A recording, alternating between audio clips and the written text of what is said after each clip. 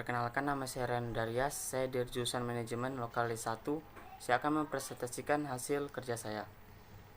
Bab 7, motivasi kerja dan hubungan industrial. Motivasi merupakan salah satu materi yang selalu menarik untuk diuji. Seseorang dikatakan memiliki motivasi atau tidak, kemudian di mana motivasi itu timbul, dan faktor-faktor apa saja yang menimbulkan motivasi merupakan beberapa pertanyaan yang sering muncul apabila kita menelaah mengenai motivasi. Aspek utama adalah motivasi individu dan kebutuhan.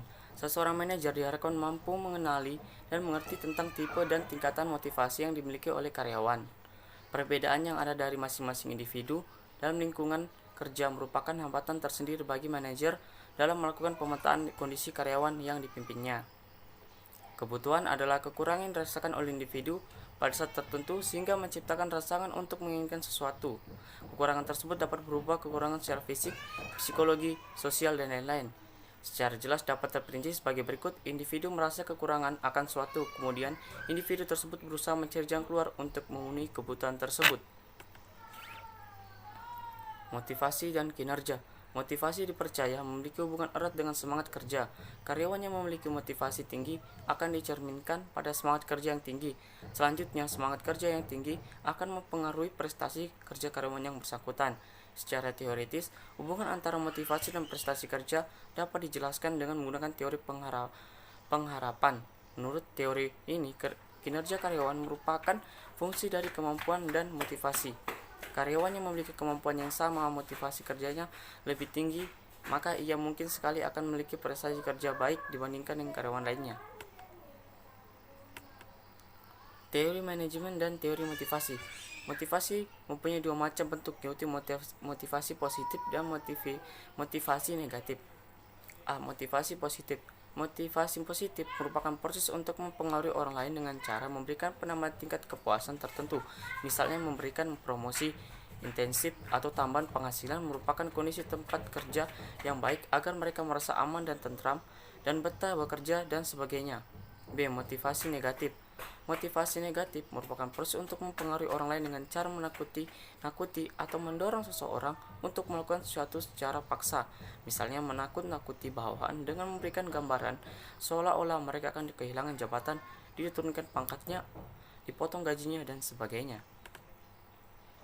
Teori kepuasan motivasi. Teori hierarki kebutuhan Maslow.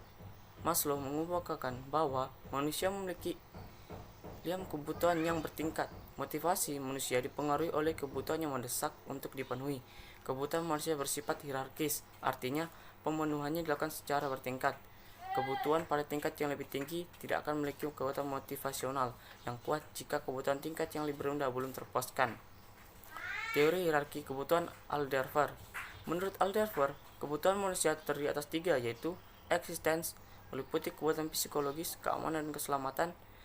Relatedness merupakan kebutuhan untuk berhubungan dan bekerja sama dengan orang lain, dan growth meliputi kebutuhan untuk dihargai, dan akuliasasi dari kebutuhan ini setara dengan kebutuhan yang berkembang dan bertanggung jawab.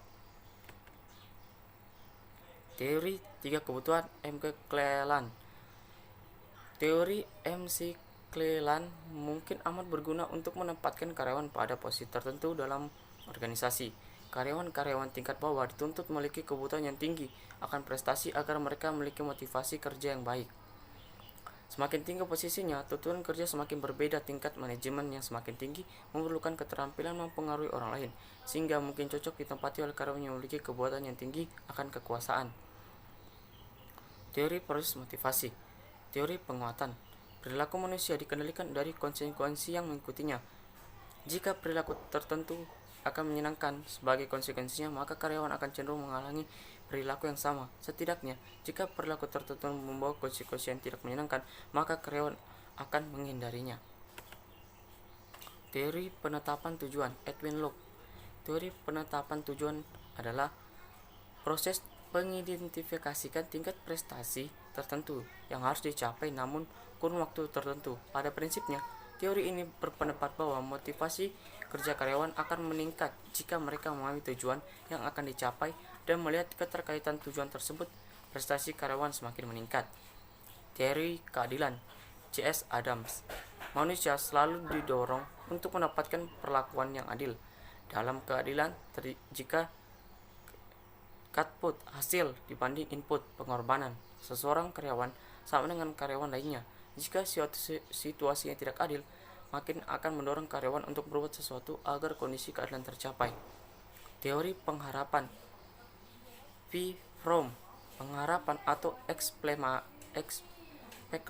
adalah probabilitas bahwa dengan usaha tertentu tugas yang diberikan kepada karyawan dapat diselesaikan. Semakin tinggi nilai ekspektasi, berarti karyawan merasa semakin yakin dapat menyelesaikan tugas yang diberikan kepadanya. Karyawan dipengaruhi oleh kemampuan dari keterampilan kerjanya. Semakin tinggi kemampuan dan keterampilan kerja, umumnya ekspektasinya semakin tinggi. Pengelolaan dan peningkatan motivasi karyawan. Motivasi molekul komunikasi efektif. Masalah yang sering terjadi dalam perusahaan adalah terjadinya komunikasi satu arah dalam penyelesaian pekerjaan, penyampaian motivasi, dan aspek lain antar individu. Pemberdayaan karyawan. Pemberdayaan adalah memberikan otonomi, kekuasaan, dan kepercayaan kepada karyawan, serta mendorong karyawan untuk lebih fleksibel terhadap aturan yang ada demi tercapainya tugas yang dilakukan. Mengenalkan intrapreneurship. Intrapreneurship adalah sifat atau jiwa wirausaha yang berada pada lingkungan organisasi formal. Pengenalan dalam organisasi cukup penting karena karyawan diberikan ruang dan kebebasan untuk mengembangkan kreativitas dan semangat untuk melakukan inovasi-inovasi. Hubungan industrial. Manajemen ilmiah. F.P. Taylor. Manajemen ilmiah adalah studi ilmiah dan pembagian pekerjaan menjadi elemen-elemen pekerjaan mekanis terkecil, kemudian merangkainya melalui kombinasi cara yang paling efisien.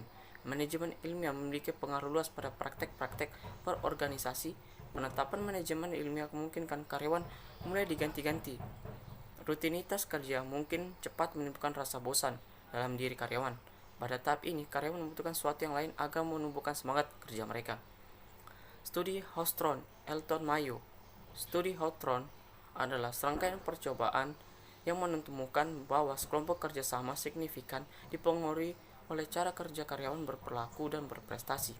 Salah satu percobaan yang dilakukan adalah dengan membandingkan antara dua kelompok karyawan yang mendapatkan perlakuan yang berbeda dari segi ruangan, jam kerja, jenis, serta jenis pekerjaan yang berbeda. Organisasi pekerja dan jaminan sosial. Organisasi pekerja adalah organisasi yang memiliki karyawan dalam hal masalah pengajian, jam kerja, dan kondisi atau lingkungan kerja yang merupakan karyawan.